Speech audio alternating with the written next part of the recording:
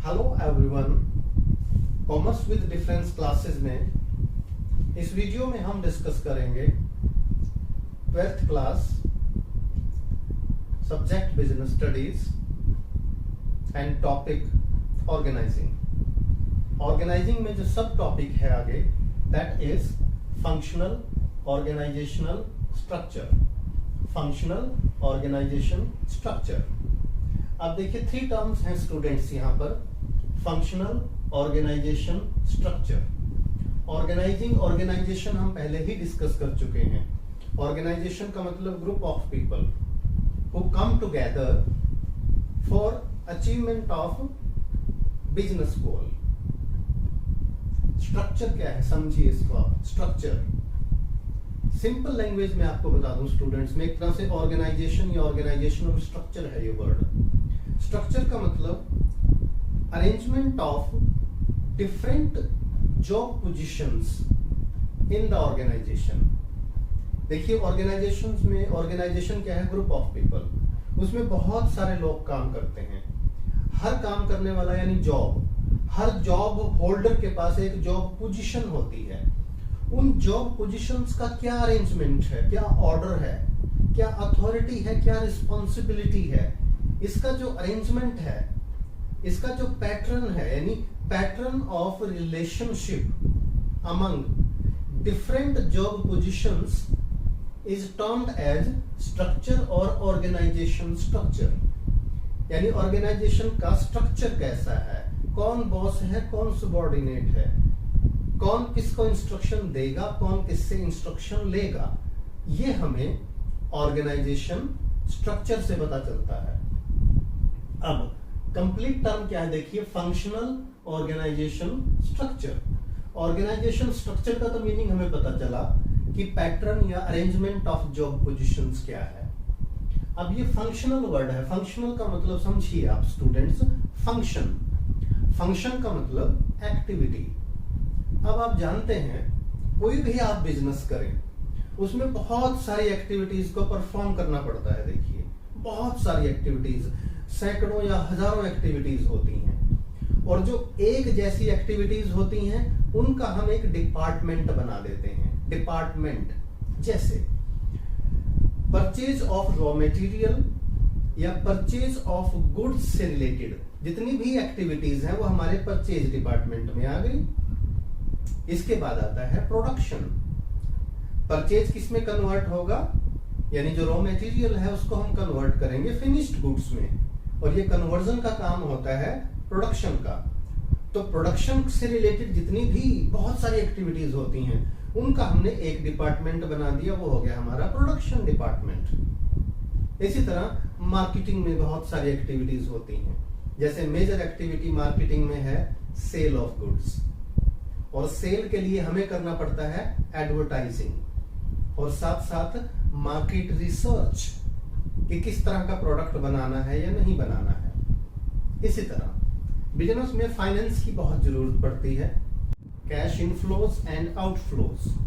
तो कैश की मेंटेनेंस के लिए, रिकॉर्ड के लिए हम बनाते हैं फाइनेंस डिपार्टमेंट। इसी तरह स्टूडेंट्स जो लेबर हैं, एम्प्लॉइज हैं, मैनेजर्स हैं, डिफरेंट लेवल पे काम करने वाले, उनकी बहुत सारी प्रॉब्लम्स हैं, उनकी ट्रेनिंग्स हैं, उनकी रिक्वायरमेंट्स हैं, उनके बहुत सारे इश्यूज हैं।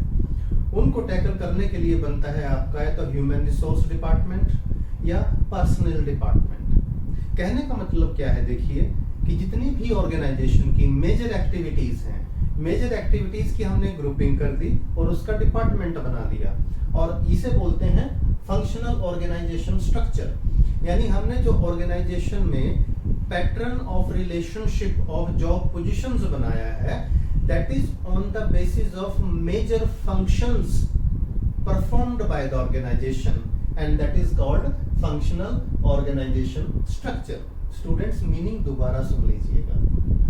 यानी जो हमने ऑर्गेनाइजेशन का स्ट्रक्चर बनाया है, that is on the basis of major functions performed by the organisation. अब मेजर फंक्शंस क्या है देखिए, purchase department purchase of goods से रिलेटेड एक्टिविटीज को देखेगा, production department marketing department, finance department and personal department. ये हमारा ऑर्गेनाइजेशन स्ट्रक्चर है। इसको दोबारा समझ लो पूरे को। सबसे पहले होते हैं स्टूडेंट शेयर होल्डर्स, और शेयर होल्डर्स किसे इलेक्ट करते हैं? बोर्ड ऑफ डायरेक्टर्स को। बोर्ड ऑफ डायरेक्टर्स किसे सेलेक्ट करते हैं? जनरल मैनेजर को। और जनरल मैनेजर के नीचे होते हैं डिफरेंट डिपार्टमेंट्स, और ये डिपार्टमेंट्स एक कोऑर्डिनेशन में, एक लिंक में काम करते हैं for the achievement of the goal of the organisation, and this is called functional organisation structure. यानी हमने बिजनेस का एक स्ट्रक्चर बना दिया, किसके बेस पर? मेजर फंक्शंस के बेस पर, जिसमें परचेज है, प्रोडक्शन है, मार्केटिंग है, फाइनेंस है, पर्सनल है, और भी कई डिपार्टमेंट क्रिएट किए जा सकते हैं। अब देखिए, समझो, टॉप में कौन है? Board of directors. ये किसे इंस्ट्रक्शंस देंगे? जनरल मैनेजर को। जनरल मैनेजर के नीचे कौन है? Different departments. यहाँ डिपार्टमेंटल हेड है। ये हमारा एक ऑर्गेनाइजेशन स्ट्रक्चर है। अब मैं आपको एक चीज और बता दूं स्टूडेंट्स, ऑर्गेनाइजेशन स्ट्रक्चर दो तरह का होता है। फंक्शनल स्ट्रक्चर, जो ये हम अभी स्टडी कर रहे हैं, और दूसरा होता है डिविजनल स्ट्रक्चर। डिविजनल स्ट्रक्चर को हम नेक्स्ट वीडियो में डिस्कस करेंगे। इसके साथ साथ एक बात और सुने स्टूडेंट्स आप लोग, ये कॉमर्स विद डिफरेंस क्लासेस की वीडियोस हैं। 12th accounts, 12th business studies और 11th अकाउंट्स के बहुत सारे वीडियो मैं अपलोड करता रहता हूँ, आप ही की लैंग्वेज में, आपको इजी वे में समझाने के लिए। चैनल को सब्सक्राइब जरूर करें स्टूडेंट्स। जो स्टूडेंट्स ऑलरेडी चैनल सब्सक्राइब कर चुके हैं वो दोबारा सब्सक्राइब कर देते हैं, कई बार वो अनसब्सक्राइब हो जाता है, इस बात को ध्यान रखें। तो चलिए आगे हम डिस्कस करेंगे students advantages and disadvantages of functional organisation structure. सबसे पहले एडवांटेजेस देखिए स्टूडेंट्स क्या है। यानी हम ये जो ऑर्गेनाइजेशन का स्ट्रक्चर बनाते हैं फंक्शंस के बेस पर, इसके एडवांटेजेस, इसके मेरिट्स क्या है। फर्स्ट पॉइंट देखो student, benefits of specialisation. Specialisation का मतलब स्पेशलिस्ट बन जाना, अपने काम में एक्सपर्ट बन जाना। देखिए इस स्ट्रक्चर के बेस पर देखिए, हर जो मेजर एक्टिविटी है वो एक अलग डिपार्टमेंट में आती है, उसका अलग डिपार्टमेंट हेड है, उसमें एक्सपर्ट भी हैं, और उस डिपार्टमेंट में काम करते करते हर वर्कर या हर एम्प्लॉय वो क्या बन जाता है? अपने फील्ड का स्पेशलिस्ट या एक्सपर्ट बन जाता है। और इससे क्या होगा? वेस्टेज कम होती है और एफिशिएंसी इंक्रीज होती है, और स्पेशलाइजेशन का पूरा बेनिफिट मिलता है ऑर्गेनाइजेशन को। सेकंड पॉइंट देखिएगा students, coordination is established. Coordination क्या है? इन सभी डिपार्टमेंट्स में देखिए लिंक होना बहुत जरूरी है। समझें स्टूडेंट्स, प्रोडक्शन डिपार्टमेंट किस पे डिपेंड कर रहा है? परचेज डिपार्टमेंट पे। जब ये प्रोडक्शन करेंगे तो ये किस पे डिपेंड कर रहा है? मार्केटिंग डिपार्टमेंट किस पे डिपेंड कर रहा है? प्रोडक्शन पे। और ये सारे डिपार्टमेंट किस पे डिपेंड करते हैं? फाइनेंस पे। और सबकी प्रॉब्लम्स को कौन देखता है? Personal department. इसका मतलब सभी डिपार्टमेंट्स अगर एक कोऑर्डिनेशन में काम करेंगे, और इनको करना भी होगा क्योंकि ये रिक्वायरमेंट है ऑर्गेनाइजेशन स्ट्रक्चर की, और जहां कोऑर्डिनेशन होता है वहां गोल अचीव करना इजी रहता है। थर्ड पॉइंट देखिए students, increase in managerial efficiency.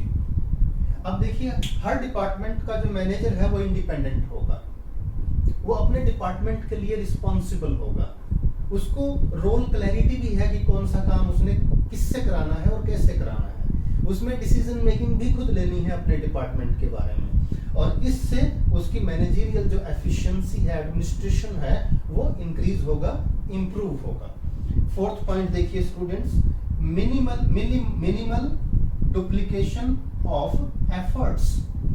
Duplication of effort क्या है इसे समझो स्टूडेंट। कई बार क्या होता है जब रोल क्लैरिटी ना हो, लोगों को ये ना पता हो कि किसने क्या काम करना है, तो होता क्या है एक काम को अननेसेसरली कई लोग कर रहे होते हैं, और कुछ काम ऐसे होते हैं उनको कोई भी नहीं करता। तो जिस काम को अननेसेसरली ज्यादा लोग कर रहे हैं उसे डुप्लीकेशन ऑफ एफर्ट बोलते हैं। लेकिन इसमें इसकी गुंजाइश नहीं है क्योंकि हर डिपार्टमेंट का रोल क्लियर है, एक्टिविटीज क्लियर है, तो किसी भी तरह का डुप्लीकेशन ऑफ एफर्ट्स नहीं होता, इसलिए वेस्टेज भी नहीं होती, better use of resources and time होता है। फिफ्थ पॉइंट देखिए, ट्रेनिंग इज फैसिलिटेटेड। अब देखिए हर डिपार्टमेंट में जो काम करने वाले एम्प्लॉइज हैं उनको ट्रेनिंग की जरूरत पड़ती है। अब ट्रेनिंग की जरूरत डिपार्टमेंट की एम्प्लॉइज की रिक्वायरमेंट के हिसाब से होगी। यानी परचेज डिपार्टमेंट में तो हम परचेज के हिसाब से रिक्वायरमेंट देखेंगे कौन सी ट्रेनिंग देनी है। प्रोडक्शन में है जिसमें बहुत ज्यादा जरूरत पड़ती है तो हम उस हिसाब से ट्रेनिंग का अरेंजमेंट करेंगे। यानी हर एक की डिपार्टमेंट की रिक्वायरमेंट के अकॉर्डिंगली ट्रेनिंग अरेंज होगी, जिससे ट्रेनिंग का स्केड्यूल प्रॉपर होगा और जरूरत के हिसाब से हम किसी की जो नॉलेज और स्किल है उसे इंप्रूव कर पाएंगे, उसका बेनिफिट ले पाएंगे। लास्ट पॉइंट देखो स्टूडेंट्स, एडवांटेजेस का, equal weightage to all functions. इस स्ट्रक्चर का एक बेनिफिट है, देखिए सभी जनरल मैनेजर के नीचे काम कर रहे हैं और सबको इक्वल वेटेज है। हम ये नहीं कह सकते कि प्रोडक्शन डिपार्टमेंट ने कमाल का काम कर दिया, नो। अगर purchase department raw material timely और अच्छा रॉ मटेरियल प्रोवाइड नहीं करेगा तो प्रोडक्शन डिपार्टमेंट प्रोड्यूस नहीं कर पाएगा। प्रोडक्शन डिपार्टमेंट अगर मार्केटिंग डिपार्टमेंट के अकॉर्डिंगली क्वालिटी प्रोडक्ट नहीं दे पाएगा तो मार्केटिंग डिपार्टमेंट उसे सेल नहीं कर पाएगा। इसका मतलब इक्वल वेटेज। हर मेजर फंक्शन की अपनी इंपॉर्टेंस है, अपनी वर्थ है। तो ये थी स्टूडेंट्स बहुत सारी एडवांटेजेस। और really functional organisation structure it is the need of the hour. आप चाहें या ना चाहें आपको ये स्ट्रक्चर हर ऑर्गेनाइजेशन में बनाना ही पड़ता है और इसके अपने इनहेरेंट एडवांटेजेस हैं। अब डिसएडवांटेजेस देखिए स्टूडेंट्स, हर वो चीज मैं बार बार बोलता हूं जिसके एडवांटेजेस होते हैं उसके कुछ ना कुछ डिसएडवांटेजेस भी होते हैं, कुछ डीमेरिट्स भी होती हैं। और ये डीमेरिट्स कब होती हैं? जब चीजों का प्रॉपरली ध्यान ना रखा जाए। तो फर्स्ट पॉइंट देखते हैं disadvantages of functional organisation structure. First point देखिए students, ignorance of organizational objective. सभी डिपार्टमेंट्स बनाए तो गए हैं ऑर्गेनाइजेशन का ऑब्जेक्टिव अचीव करने के लिए, और होता क्या है, हर डिपार्टमेंट जो है अपने आप को एक एम्पायर मानने लग जाता है कुछ समय के बाद। वो सोचते हैं कि हमारे डिपार्टमेंट का ऑब्जेक्टिव अचीव होना चाहिए, बस हमने अपनी एफिशिएंसी दिखानी है, दूसरे डिपार्टमेंट का हो ना हो। तो इस केस में क्या होगा, जो ऑर्गेनाइजेशन ऑब्जेक्टिव होता है कहीं ना कहीं वो सफर करता है, and that can't be achieved. क्योंकि जहां सबको कलेक्टिव वे में काम करना है वहां सब लोग इंडिविजुअल डिपार्टमेंट में काम करने लग जाते हैं। ये इसका ड्रॉबैक है और ये लागू करने का ड्रॉबैक है, याद रखिए। सेकंड पॉइंट है difficulty in inter departmental coordination. इन सभी डिपार्टमेंट्स में अगर कोऑर्डिनेशन नहीं होगा तो हमारा जो एक ऑब्जेक्टिव है, बिजनेस का गोल है, वो हम अचीव नहीं कर सकते।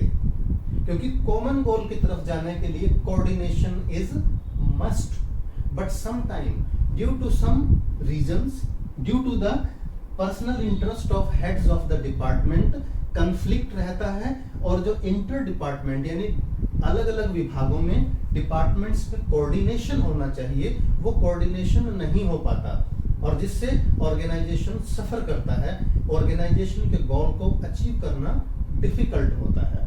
थर्ड पॉइंट देखिए students, conflict of interest. Her department independent है, देखिए तो हर डिपार्टमेंट जनरल मैनेजर से अप्रोच करता है कि उसको रिसोर्सेज ज्यादा मिले, उसको ज्यादा जरूरत होती है। और अगर बाई चांस रियलिटी में भी किसी डिपार्टमेंट को ज्यादा रिसोर्सेज दिए गए दूसरे डिपार्टमेंट के अकॉर्डिंगली, जो जरूरत भी हो सकती है, तो वो डिपार्टमेंट डिसहार्टेड हो जाता है कि देखिए उस डिपार्टमेंट को तो बढ़ावा दिया जा रहा है और हमें रिसोर्सेज नहीं दिए।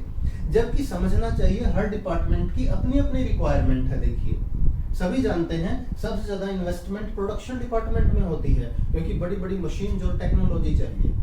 मार्केटिंग डिपार्टमेंट में भी रिसर्च करने के लिए बहुत इन्वेस्टमेंट चाहिए, उसके मुकाबले उसके कंपैरिजन में पर्सनल डिपार्टमेंट में इतनी इन्वेस्टमेंट की जरूरत नहीं है, लेकिन कंफ्लिक्ट जरूर रहता है। और इस कंफ्लिक्ट की ऑफ इंटरेस्ट की वजह से क्या है, ऑर्गेनाइजेशन सफर करता है और वो आपस में कोऑर्डिनेट भी नहीं कर पाते।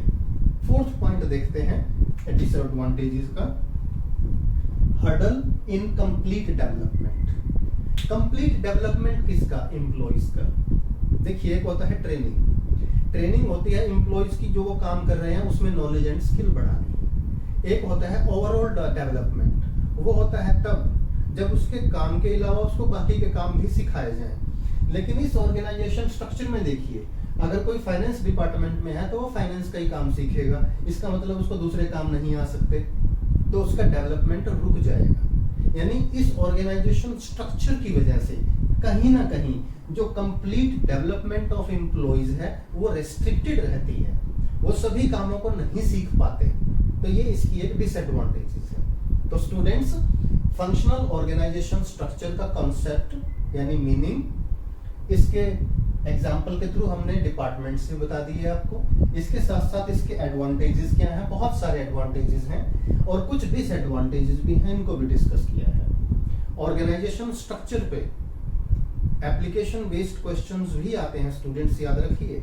ये भी आ सकता है कि ये सुटेबल कहाँ कहाँ होगा, अब आप देखिए suitability of organisation, functional organisation structure, ये सुटेबल कहाँ होगा। नॉर्मली देखिए जहां पर एक ही प्रोडक्ट हो स्टूडेंट्स, एक प्रोडक्ट होगा तो कोई उसको परचेज करेगा, कहीं प्रोडक्शन होगी, कहीं मार्केटिंग होगी, कहीं फाइनेंस होगा और किसी डिपार्टमेंट में पर्सनल काम होगी। तो जहां एक प्रोडक्ट हो और जहां पर स्पेशलाइजेशन इज रिक्वायर्ड, वहां पर भी ये मोस्ट सुटेबल रहता है। तो इस तरह के क्वेश्चन एप्लीकेशन बेस्ड एग्जाम्स में आते हैं। तो इसका बेसिक कॉन्सेप्ट, इसका ये पूरा डायग्राम, इसके एडवांटेजेस, इसके डिसएडवांटेजेस, इनको बहुत अच्छे से समझिएगा, वीडियो को बार बार देखिएगा। Concept clarity is must. और लास्ट में वीडियो को फ्रेंड्स के साथ शेयर कीजिएगा। Thank you.